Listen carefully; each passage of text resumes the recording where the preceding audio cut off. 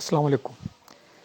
हो सकता है कि कभी आपने किसी को ये कहते हुए सुना हो कि मेरी नाप उतर गई है या अपनी जगह से हट गई है, मगर क्या ये वाकई कोई आर्ज़ा है?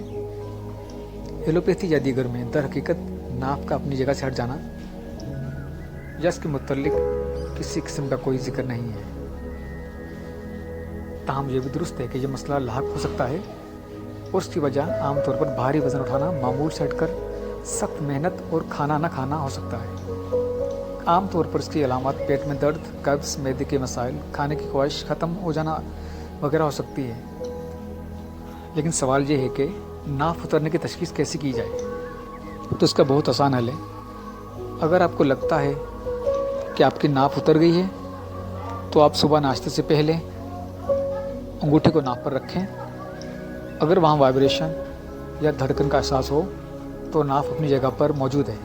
दूसरी सूरत में वो अपनी जगह से हट चुकी होगी। आमतौर पर नाप उन लोगों की टलती है जिनके असाब कमज़ोर होते हैं और इसमें मर्द और औरत की कोई कैद नहीं है। एलोपैथी के बरक्स तिब्ब यूनानी में इसका इलाज मौजूद है। इसका एक बहुत ही आसान नुस्खा है।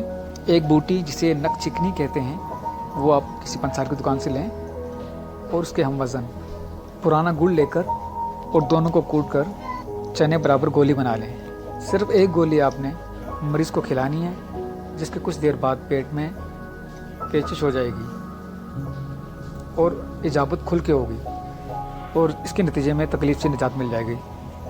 तो नुस्खा इस्तेमाल करके आप अपनी राय से आगाह कीजिएगा और वीडियो अगर मुफीद लगी हो तो शेयर करना ना भूलिएगा।